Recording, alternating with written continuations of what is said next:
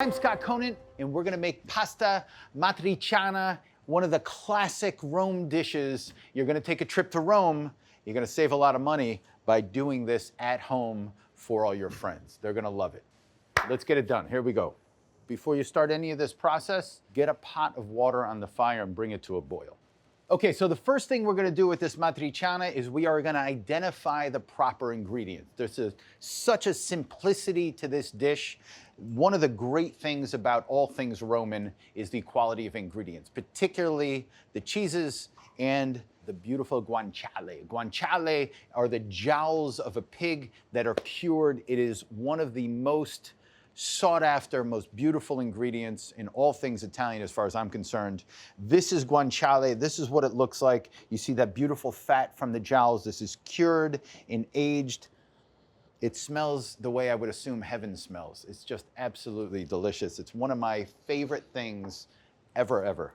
So we have it sliced very thin here. You can get this in most specialty stores. You could definitely get it online. If you just do a simple guanciale search, it is to be had and it is worth it. If you don't have guanciale, if you can't find it, you could use pancetta, but it will never be the same. A lot of people like to use bacon. That is completely different. That smoke element is going to overwhelm your dish. I wouldn't suggest that. Try to find guanciale. You can do it. I know you can. You can do it. So what we have, guanciale, we have some strained tomatoes. These are just, now if you notice, it's not in a can. This is in a container, and this is really also easy to find. The reason why I prefer this is because it doesn't have the same citric acid content that a lot of canned ingredients have. So I like this because a lot of people say, well, when you make tomato sauce, you have to add sugar to counteract the acidity. That acidity in tomato, in a canned tomato, comes from the citric acid. If you're omitting that canned tomato citric acid, you don't have to add sugar to anything. I am not a big fan of the citric acid content of those tomatoes, so I try to stay away from it whenever possible. Bucatini is the pasta. Bucatini is a very thick pasta, but it has a hole running through the center, so it's an extruded pasta. Il buco means a hole, so bucatini means a little hole running through the length of the pasta. It was my grandmother's favorite pasta. I'm not gonna argue with my grandmother. It's just not gonna happen. So first thing we're gonna do is start with a pot like this, a very low flame. I want to render this guanciale. I'm even gonna do like as low as possible, half off the fire. So if you notice, the pot is only getting half of that small flame. We have this sliced very thin. What I like to do with this guanciale is to cut it in about a 1-inch square, give or take. Doesn't have to be exact, but I cut it like that because it's gonna cook down, it's gonna have this amazing texture, and the key to this guanciale, make sure I cut it all the way through. As I said, it doesn't have to be perfect. You want it as uniform as possible. I'm gonna start with a little bit of olive oil inside this pot. I'm gonna let that just kind of warm up, not get too hot. Now the cook time of this, once you add this guanciale to the pan, what's gonna happen is, you're gonna let it go nice and slow. You wanna render out the fat, but you don't wanna get any color on this guanciale because I just love the way it is. So what we're looking for with this guanciale as it's cooking inside this pot is we want all the fat to be rendered out, and then it's cooking inside its own fat and it's crisping up, but it's never turning brown. It has a nice blondish color to it, and all that residual fat is cooked out. We'll then strain or drain out that fat, keep the guanciale that's crispy on top of a paper towel, and we could even utilize some of that guanciale fat in different various places if you so feel. So really low flame. It's gonna take about 20 minutes or so. I will see you back here in 20 minutes. All right, so I have this guanciale. It is cooked down. The fat is rendered. It has a nice blondish color to it. It's crisping up nicely. You could smell how delicious this is. I mean, these are the things that get me really excited and the things that I love about really good Italian cooking, because it is all about these beautiful ingredients, about making them shine, right? So we have that guanciale inside here. What I think I'm gonna do is just get a little bit of paper towel and take the guanciale out of the pot and just put it on this paper towel. Keep the fat inside the pot. And then what I may do is utilize some of this fat in the actual sauce. So here we go. So the guanciale is here. You can see how it's nice and blonde. It's not browned, right? We don't want to change the flavor of the guanciale, but instead we want to render it out. So what I'll do here, really low fire. First things first, I'm going to get a piece of garlic. Just break this off.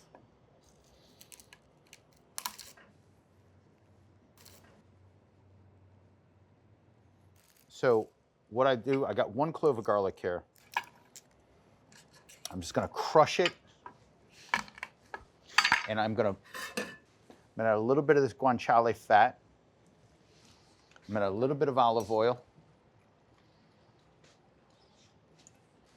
I'm going to add this 1 clove of garlic. While the garlic is cooking inside this fat and kind of rendering that flavor, intermingling these flavors, I don't know if you can tell how excited this gets me. I just love this stuff. You smell the olive oil and the garlic and that guanciale fat. It is just absolute heaven. It's my favorite thing about Italian food, how these beautiful little flavors that are so powerful, how they intermingle together and they just create this perfect little dance. I love it. All right. In the meantime, about half a pound of pasta. But first, before we add the pasta in the water, we want this pasta to taste like broth. So I had enough salt inside there so the pasta cooking liquid tastes like broth. And what I mean by that is it's neutral in flavor. Not too much, it's not too little. I'm gonna add a touch more. Now, we're gonna add about 8 ounces of pasta to the water. That's about 2 portions, give or take, maybe a little heavy 2 portions. But you'll be happy it's there. This bucatini, we're gonna add to the salted pasta water. We just wanna submerge this pasta under the water. Now, this is a very, very simple dish, right? Very simple. What I'm gonna do here now is add a little bit of this strained tomato. It's very fresh, it's beautiful. Gonna add a little bit to the pan. There's about 4 ounces there, that's what we want. And also, while the pasta's cooking, I'm gonna add a little bit of the pasta water. It's really about the pasta that's being cooked in and the starch content that's cooking out of the pasta into the water. So it is really nicely flavored. We don't want to over salt it because as we use it in the sauce, we don't want it to be overly salty. So, because that's going to reduce down, and of course, as it reduces, the flavor concentrates. I'm also going to add a pinch of crushed red pepper. Again, it doesn't get more simple than this. That's why I love it so much, because you're taking a trip to Rome right here. This is why people go to Rome, to eat this pasta, and now you could do it at home. So the pasta takes about 10 minutes or so to cook. We are going to cook it about 80% of the way in the boiling salted water, and then we're going to put it in this sauce. And again, it's going to cook together, it's going to intermingle, it's going to be extracting starch into the tomato. It's also going to absorb that tomato sauce and the guanciale fat and the extra virgin olive oil and a little bit of that garlic flavor and the crushed red pepper into the pasta simultaneously. What I want to do is, while that's cooking, I want to remove the garlic from the sauce, right? I remove that garlic. We don't need it anymore. The flavor's in there. It's all good.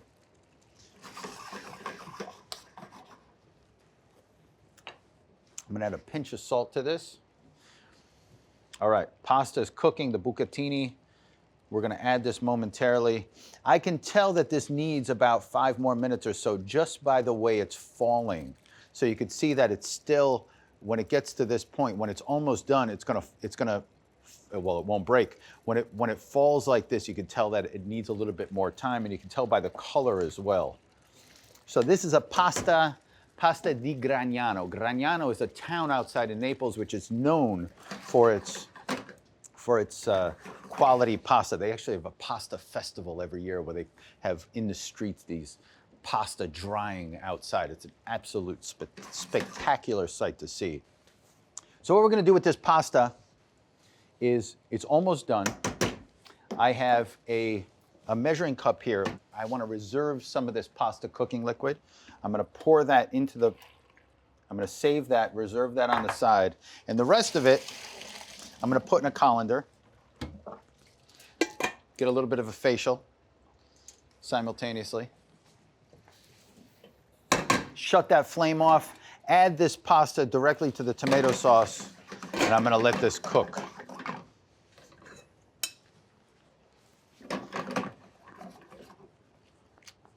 You see how that looks? Thing of beauty. Perfect texture. You hear that sound? It's the right amount of sauce all inside there. I'm going to turn up this heat a little bit so it cooks a little quicker, kind of intermingling, as I said. I'm going to finish this with cheese over the top of it. While that's cooking, I'm going to take half of that guanciale and mix it in just to support that beautiful flavor of the tomato sauce as well.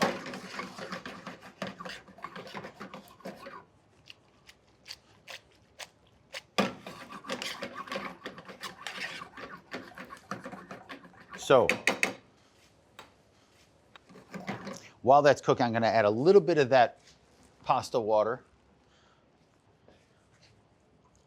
Just a touch.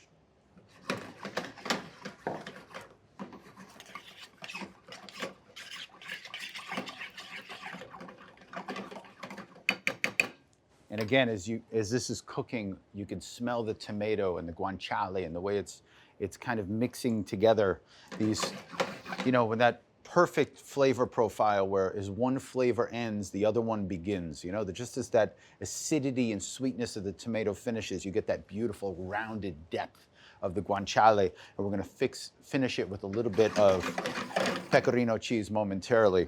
I would say this is probably for 2 people, but I will admit that I can easily eat this all by myself. Just makes me happy. So you see the way this is coming together.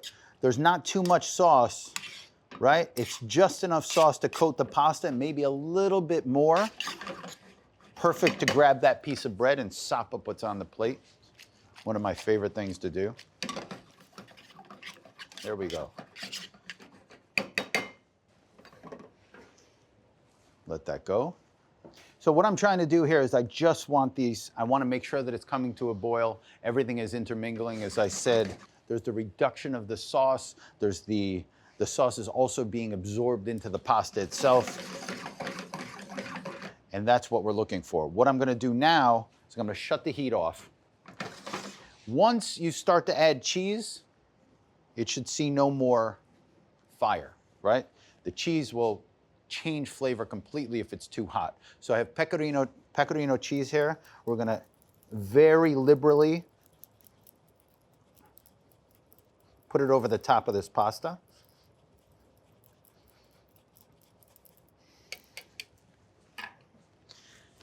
You could toss it together and let it all absorb, or you could just go right onto the plate from here. We'll just go right onto the plate. Nothing wrong with that. A little bit of that residual liquid sauce on the side just to top the pasta off. There we go.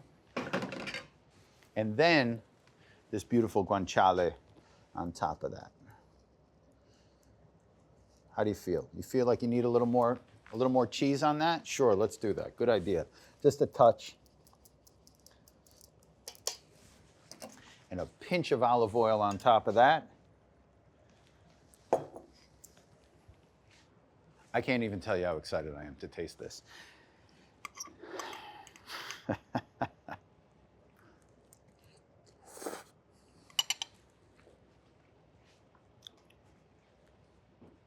So, beautiful upfront tomato flavor.